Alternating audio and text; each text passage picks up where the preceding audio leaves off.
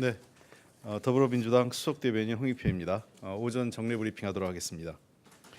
먼저 국민통합과 민생경제를 위해 5.18 특별법과 추경안 처리를 위한 국회 정상화에 여야가 초당적으로 협력해 주기 바랍니다. 국민통합과 민생경제를 위한 국회 정상화가 시급합니다.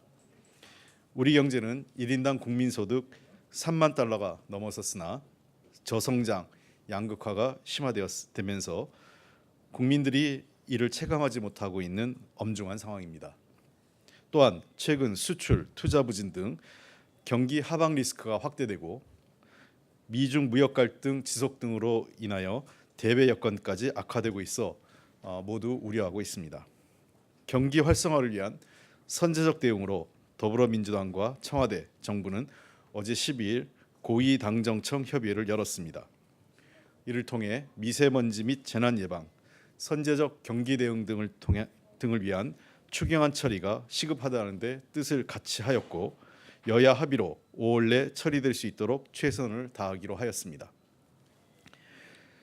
특히 오는 18일은 5.18 광주 민주화운동 39주년 기념일입니다. 5.18 진상규명과 분열된 국민통합을 위해서라도 5.18 특별법의 조속한 통과가 필요합니다. 이를 위해 5.18 특별법 통과와 추경 관련 시정연설은 이번 주 내에 반드시 이루어져야 하며 국회의 초당적 협력을 촉구하는 바입니다.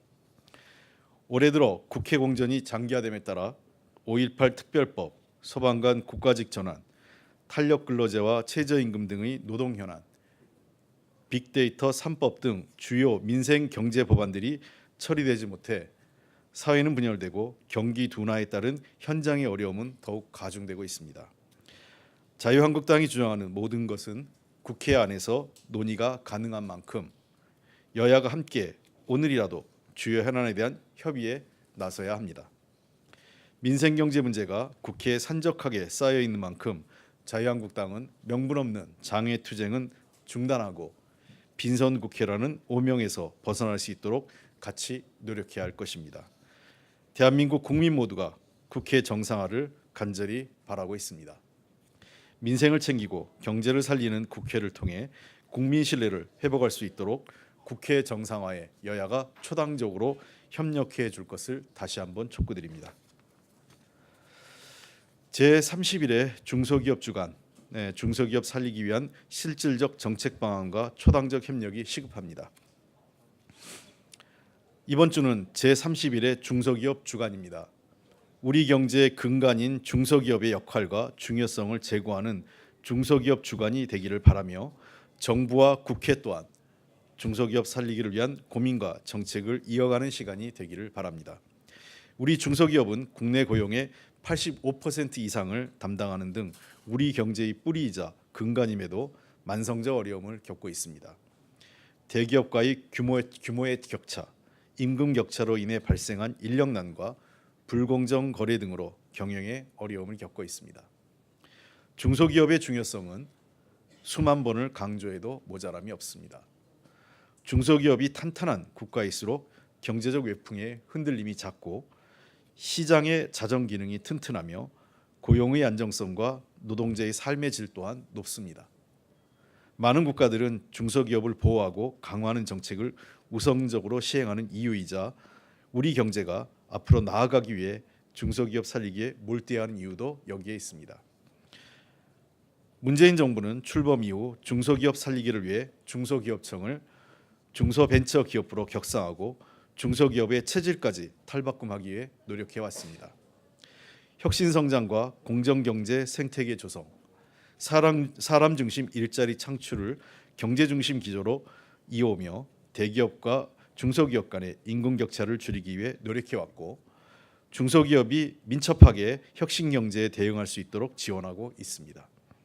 더불어민주당도 벤처산업 혁신 등과 관련해 현장 방문을 이어가며 입법적 뒷받침을 위해 노력하고 있습니다. 하지만 중소기업 살리기는 정부와 여당만의 노력으로는 이뤄낼 수 없습니다.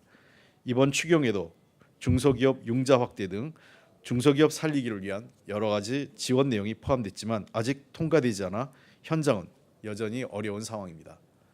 민생의 뿌리이자 우리 경제의 근간이 될 중소기업 살리기를 위해 국회 차원의 초당적 협력을 촉구하는 바입니다. 미중 간 무역 갈등이 우리 경제에 미치는 영향을 최소화하기 위한 단기적 대응 방안과 함께 중장기적 경제 체질 개선 노력도 필요합니다. 미국과 중국의 무역 협상이 빈손으로 끝났습니다. 미중 무역 갈등이 본격화되고 이로 인해 글로벌 무역과 경기 위축이 예상됨에 따라 수출 의존도가 높은 한국 경제도 상당한 타격을 받을 수 있다는 우려가 높아지고 있습니다.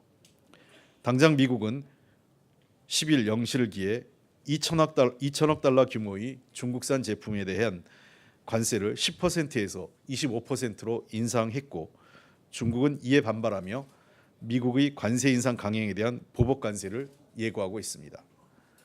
한국의 수출 가운데 양국이 차지하는 비중이 40%가량 되는 데다 중국의 대미 수출이 줄어들면 중국의 중간재를 수출하는 한국은 2중 3중의 타격을 받을 수도 있습니다. 국제무역연구원은 직간접 영향을 고려할 때 한국의 수출액은 당장 8억 7천만 달러 정도 감소할 것이라고 추정을 했습니다. 미중 간 무역 갈등이 우리 경제에 미치는 영향을 최소화하기에 정부 당국과 관련 기관들은 다양한 상황에 대비한 대응 방안을 마련해야 합니다. 특히 정부는 향후 무역 협상 진행 및 시장 상황 등을 예의주시하면서 필요시 신속하고 적극적인 대응을 통해 금융시장 안정화 및 실물 경제에 미치는 파급 효과를 최소화하기에 총력을 기울여야 합니다. 또한 중장기적으로 통상 환경에 예민할 수밖에 없는 경제 체질을 개선해 나가면서 수출 의존도가 높은 구조적 약점도 극복해야 합니다.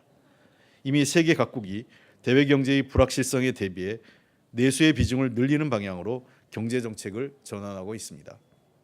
더불어민주당과 문재인 정부는 공정 경제를 바탕으로 소득주도 성장과 혁신 성장을 통해 내수 비중을 높이는 경제 구조 변화와 지속 가능한 성장을 위해 최선을 다해 왔습니다. 이러한 정책 기조를 계속해 나가도록 하겠습니다. 이상입니다.